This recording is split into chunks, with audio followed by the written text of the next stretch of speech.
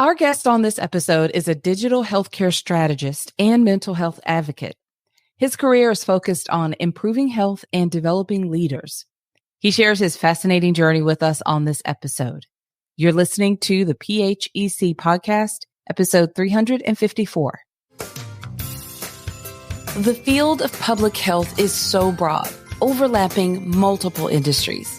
With epidemiology at the core of public health, there are an unlimited number of ways to target specific populations, health conditions, environmental issues, and causes that matter most to you. My name is Dr. Huntley, and I'm the host here on the Public Health Epidemiology Conversations podcast. I'm an epidemiologist, consultant, and entrepreneur with over 20 years of experience in healthcare and public health. On this podcast, my guests and I engage in conversations that demonstrate the importance of public health and epidemiology across a variety of industries, helping you think outside the box and inspire greater positive impact in communities around the world. Now, let's dive into the topic of this brand new episode. Greetings, everyone, and thank you for joining me on this episode. Whether you are tuning in for the very first time or you are a regular listener, I really appreciate you taking some time and joining us for this conversation. I'll briefly introduce myself or reintroduce myself to you, tell you a little bit about what I do, and then I'll introduce our guest. I lead a public health and epidemiology firm. It's a consulting firm that supports large nonprofit organizations and some government agencies that serve Black, Indigenous, and people of color, referred to as BIPOC communities. We are often invited to support tribal organizations, and we are always honored to serve. We help our clients communicate their health data, health information in plain language to the communities they serve. And this type of support builds relationships, strengthens relationships between the organizations and the individuals within the communities that they serve. And it can look a number of different ways, the type of support that we provide. So some of the examples include comprehensive toolkits or fact sheets, custom reports, sometimes landscape analysis or community health profiles, as well as data-driven workshop facilitation that engages the community leaders on specific disease and health-related topics that are most pressing within that community. Now, if your organization serves BIPOC communities or is genuinely interested in building relationships with BIPOC communities, then please reach out to us and let's talk about how we might be able to support your organization. Our website is drchuntley.com. So that's drchuntley.com. We're happy to explore those options with you. Just click on consulting from the site and give us a little bit of information and we'll promptly respond back to you. We'd love to schedule a time to meet and discuss just how we might be able to support your organization. Now, on this episode, my guest is Craig DeLarge, who is an amazing fan of this podcast. He's been a longtime listener of this podcast. He's been an incredible supporter because he has shared this podcast to so many of his community members globally. I cannot tell you how many times people have reached out to me or we end up in a conversation and I find out that Craig was the one who connected us.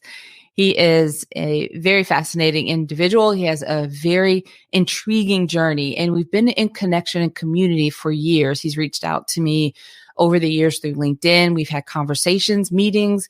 He's even participated in previous expos that I've hosted. So he's just a longtime colleague, and I actually had intended to invite him on the podcast a long time ago, but I'm not sure what happened. But at any rate, I'm really excited that he's here on this episode.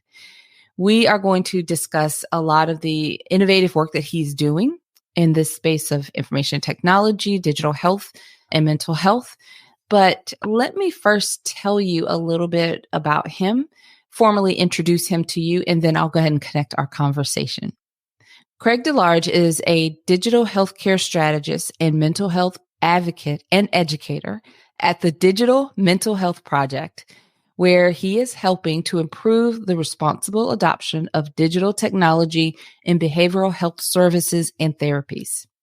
In his career as a digital and healthcare marketer, strategist, educator, he has worked in world-class firms like Novo Nordisk, GlaxoSmithKline, Merck, Takeda, Johnson & Johnson, just to name a few.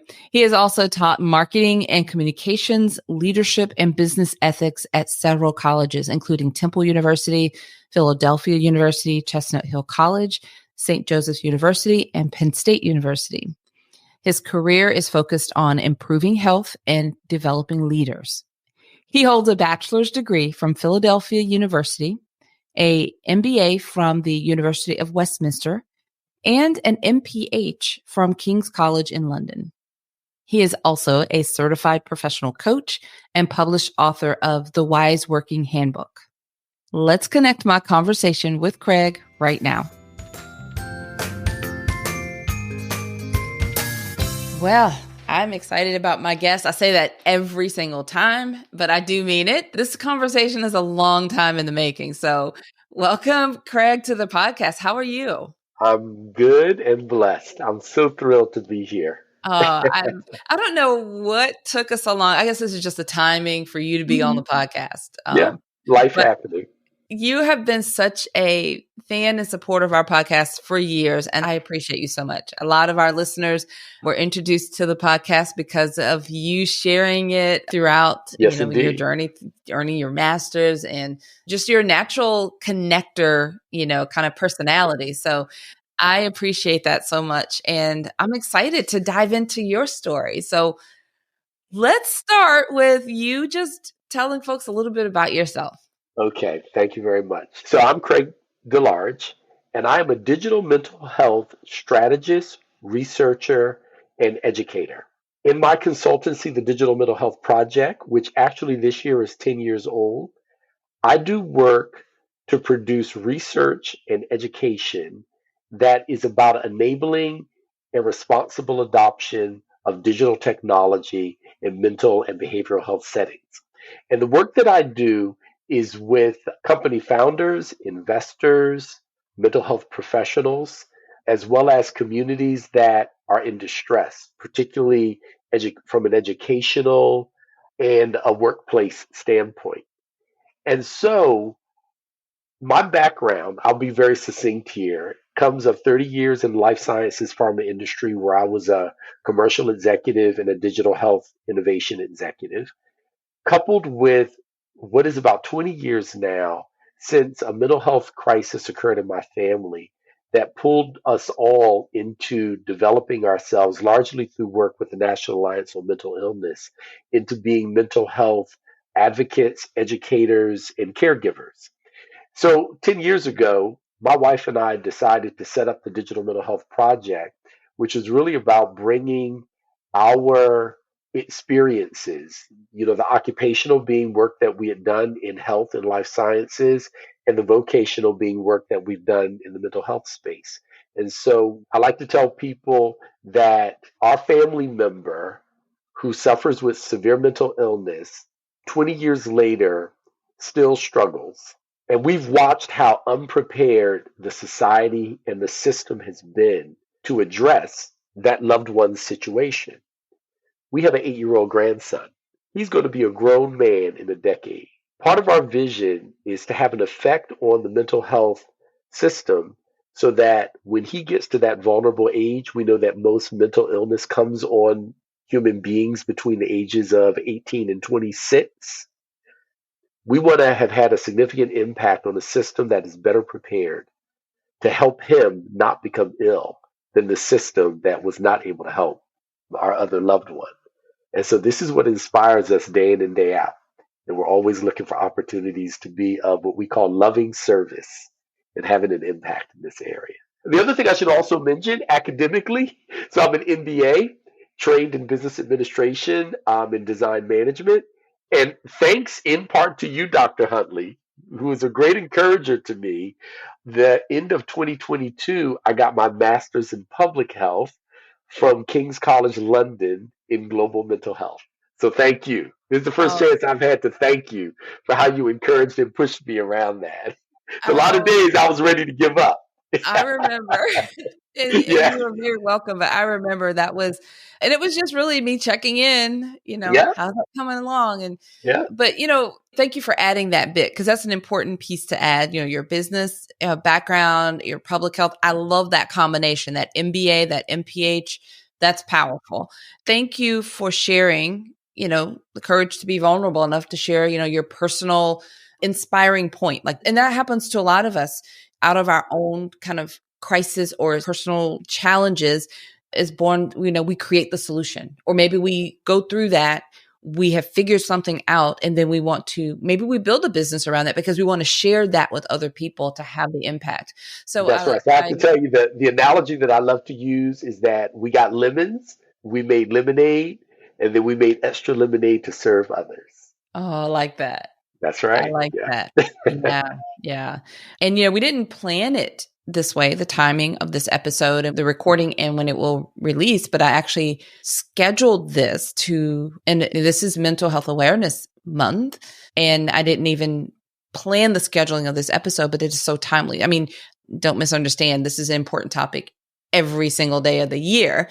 But I think it's timely to have this released during this month as well. So thank you for that introduction. We definitely will dive into a little bit more about what you do, but let's roll back a little bit more and kind of understand the journey of getting to this point. So my first question, or my next question for you, is when did you first learn about or become interested in public health? Yeah. So back in 2015, I got an offer to move to Singapore to work for Takeda Pharmaceuticals International, heading up their Digital Health Accelerator program for the emerging markets, which for them, they define as all of Asia, Latin America, Middle East, and Africa. So as you can imagine, in that role, I spent a lot of time traveling. And as a life sciences executive, I was very much in a commercial mindset. But I have to tell you that what was transformative for me in the 3 years that I was in that role was traveling all over the global south and east of the world and seeing the impacts of a lack of resourcing of health, as well as seeing the varieties of healthcare systems. So one afternoon, it was a Sunday afternoon, I was sitting in a kopitiam, which is the Malaysian name for a coffee shop in Singapore. And I was reading the World Health Organization reports on the burden of mental illness globally. And it occurred to me that I couldn't understand half of what I was reading in the report. And right there, because I knew that I wanted to continue to do global public health work, though I have to tell you, I didn't know it was public health at the time. I just knew that I wanted to have an impact on health that went beyond corporate for profit organizations. So, right there, I did a Google search on public health programs online. King's College London came up tops. It was 100% online. I didn't know where I was going to be in the world, so I thought this is a good one. I didn't know that King's College London was such a prestigious school, or else I would have been too intimidated. So I'm grateful I didn't know that. I applied, got accepted. And then the next 4 years was my discovering what is public health. I had a glimpse of it being a community and a discipline that would allow me to do more of the kind of work that I wanted to do in a next phase of my career. But the 4 years that I was in that program, and the reason it took me 4 versus 2 years is because I found it very psychologically and emotionally challenging to a much greater degree than I thought it would be. But therein was the birth of my interest, the follow through in getting the degree. And now what I'm working on is finding my place within the ecosystem so that I can contribute. That's amazing. So what would be I think I already know the answer to this, but what is the population or condition or problem, public health problem that you're most passionate about now? Yeah, so the problem that I'm most passionate about is digital health literacy. So think about this. We all walk around with these digital devices. We hold them, we wear them, we're watching them, right? And pretty much all of us know how to use our digital devices and channels and content to shop, work, communicate, and be entertained. There was a rare citizen, though, if you ask them, how has your iPhone, your Android phone, helped you to be healthier? Very few people know how to answer that question. So we talk about digital health literacy. We recognize that we've got a really powerful tool that we, to too great a degree, lack skill and knowledge and understanding in how to use to support our health, even as we see the statistics regarding our health getting worse all the time. This is not just in the clinic, but also and probably has even more importance in the community. So that is the topic that I'm most passionate about. The populations that I like to most focus on, and this is going to sound kind of possibly too broad, is I'm going to say sufferers of distress, of mental disorder, illness, and disability, and those who care for them. Right? That's a big catchment, but it's all those populations need this literacy so that they can stay healthy and help those around them to stay healthy. So we very intentionally have decided not to develop a technology, not to start a company, but to support the current ecosystem of solutions around getting citizens better able and ready to use those solutions to stay and to be healthy. I like that. Yeah, It's almost like being more resourceful, yeah, you know? yeah, That's really yeah, great. right. So tell us a little bit more about your business. And we've just like segue into this, but really more of a deeper dive. Who do you serve and like who's your ideal customer or Yeah. client? Yeah, so our business has two components. One side of that business is the advisory work, and the other side of that business is the education work. So on the advisory side, we position ourselves and work as what I would call subject matter experts or technical advisors within the digital mental health space in particular. And so we work on selection committees and strategic advisory committees of incubators and accelerators like the Start 2 group or healthcare. The Start 2 group does a lot of work with the German government. Headstream Innovation does a lot of work in the youth mental health area, right? So those are just two examples. We also do advisory and executive coaching and strategy support work with mental and behavioral health systems in different parts of the United States. And keep in mind that most of my work really is assisting consultants more than doing direct consultancy on my own.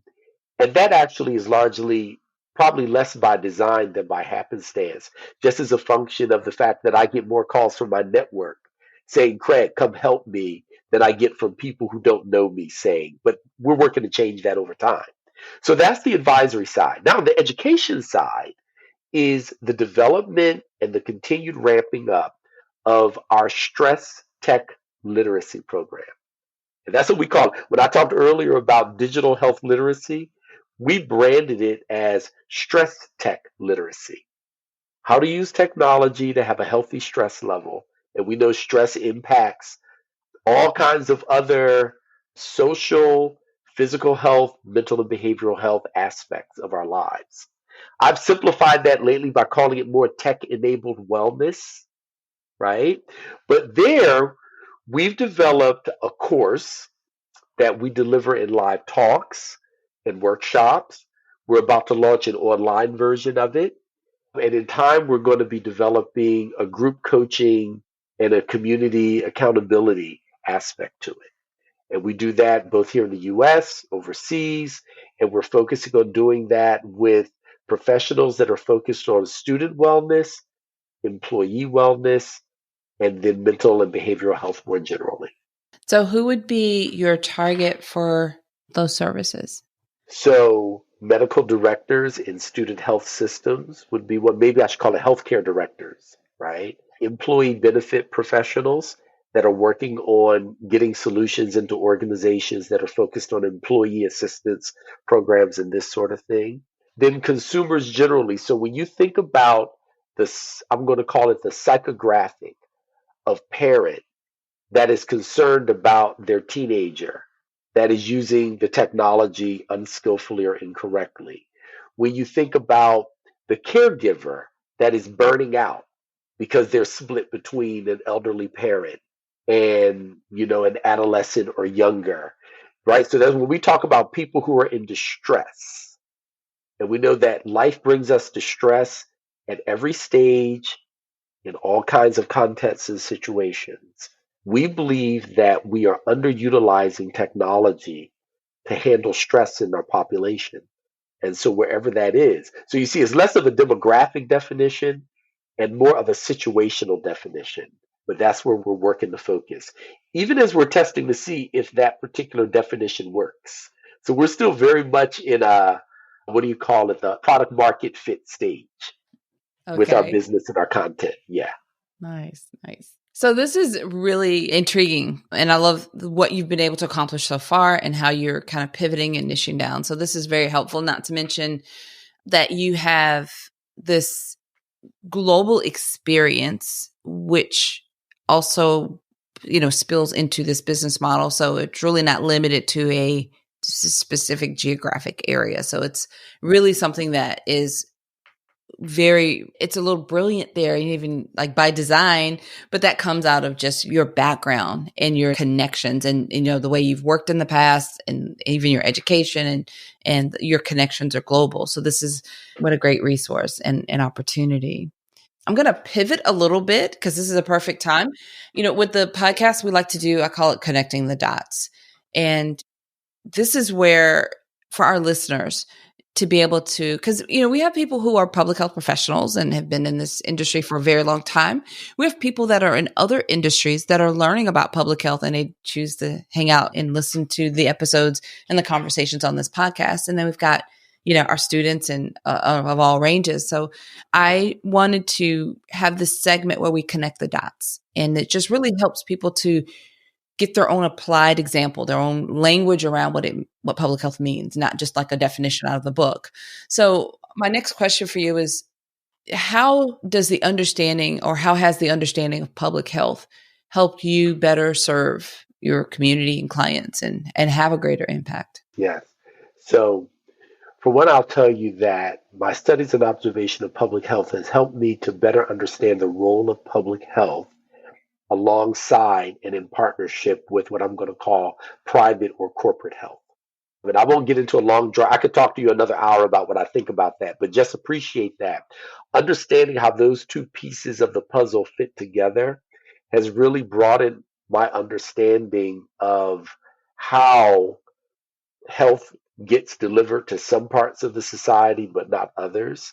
And that kind of bringing my MBA and my MPH backgrounds together have really enlivened me around figuring out how we can have a generational tide change, if you will, when it comes to getting more of the health resources that are largely enjoyed by the upper wealthy echelons of both the US and the global population further down the pyramid, where I think digital technology obviously is a game changer when it comes to that, if we can figure out how to do it correctly. The other element is around behavior change, is appreciating that so much of public health is about getting people to change their behaviors in a way that is going to benefit both they as individuals and their communities. We have a history where we've made a lot of progress in this regard. It's just that we need to make more. And then the other is intersectionality, understanding how the public and the private, the clinic and the community, the environment, and those characteristics that my ancestors gave me through birth play with and interact with one another in order to make for a healthy society, a healthy community, impacting not just when I get sick and have to go to the doctor, but even impacting how I interact with my neighbor who's right across the street from where I live. And so my examination of public health has really broadened me and helped me to bring a new perspective to the commercial settings that I find myself in, because I'm still interacting a lot with people who are managers and leaders and handling lots of resources in terms of allocation and development of healthcare solutions. But also when I go to my church and other community organizations that I'm involved with, where I'm asked to deliver talks on stress management and tech enabled wellness And then now as a grandfather, very much in kind of the middle phase of life, I also recognize the importance of modeling for those in my cohort as well as my children. What does healthy aging look like? And especially as a Black man who have watched whole generations of my family not age well for reasons that were not always their fault, but also recognizing that this is part of what I call healing the ancestors and getting work done that they didn't have a capacity to do, but which they worked hard to give me the opportunity to do. So that's a lot, I know, right? But that you asked the question, that's the answer. No, thank you for sharing that. That's wonderful. And I love how you really personalize it, which I think taps into and connects us with our passion for what we do. It fuels us forward so we can tap into that personal connection. So, with that same kind of thought in mind, how does the understanding of epidemiology, and not looking for textbook answers or anything like that, but again, with my goal is helping us as professionals and everyone to understand and embrace a relatable, practical definition of epidemiology. So, how does the understanding of epidemiology help you better serve and have a greater impact? Yeah. So, two words come to mind for me in answering that: patterns and history. So, we recognize that epidemiology, by its very nature, is about identifying patterns of wellness and sickness in the population, right? I'm not a technical epidemiologist. That was one of those courses that I was afraid was going to keep me from getting my degree. But the appreciation of it has given me an ability to take my own native research skill and to actually leverage the work of others who've done the technical work in order to develop what I'm going to call stories. And as we know, most of what's bought and sold in any society is people are buying and selling stories, right?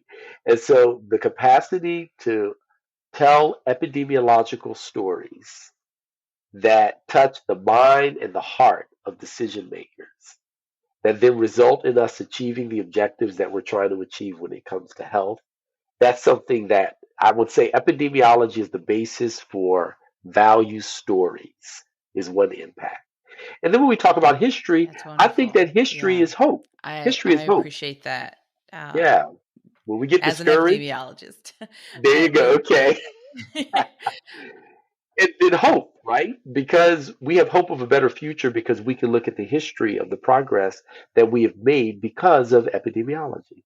uh, enjoying this conversation so much, and just thinking about just so much that you've touched on. Just what keeps resonating for me is this again this connection. This, I call them superpowers, when we pull something together like public health and some other industry or some other skill set. So your MBA and your Master's of Public Health together, bringing that kind of superpower effect, really resonates for me. And then also that this connection you have to really this heart driven, this heart centered focus.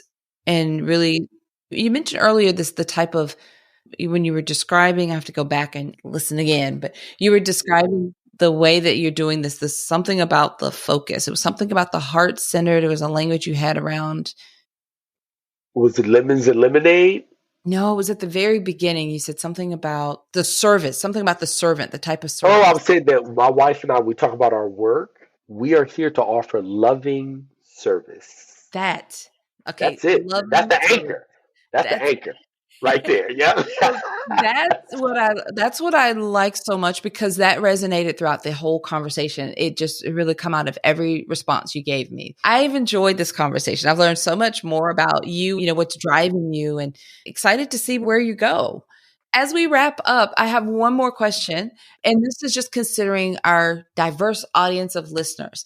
Is there one bit of advice or tip that you could share with someone who's listening and also maybe interested in working in your niche? Yeah. So generally, the piece of advice that I'll give, because I have to give myself this advice every day, is patient persistence in networking.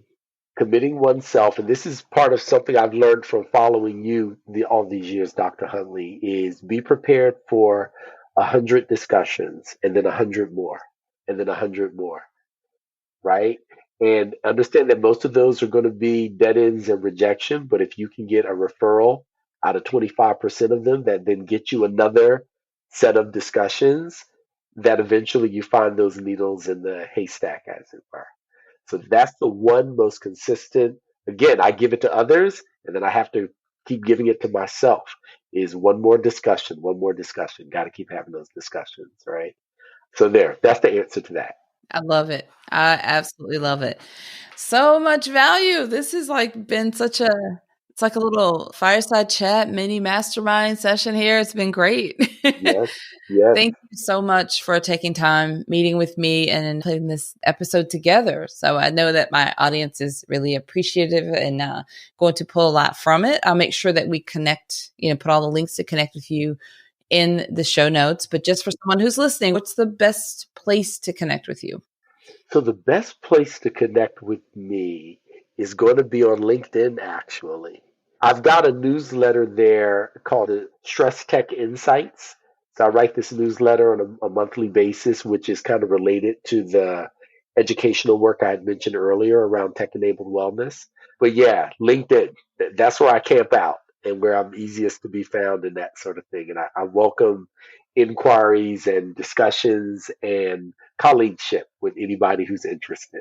That's perfect. Thank you, Craig, so much. We'll make sure we include all that in the show notes. And all right, we're going to stay in touch. I look forward to what's happening and where you're going, but definitely stay in touch.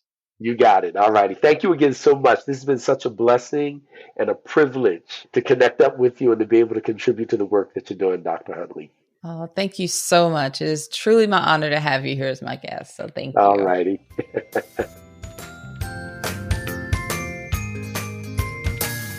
Well, I hope you enjoyed that conversation as much as we did.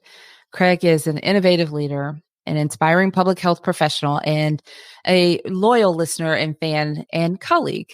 So I am very excited to finally bring this conversation to the podcast. I encourage you to reach out and connect with Craig and learn more about the work that he's doing and some of the programs that we talked about in this episode.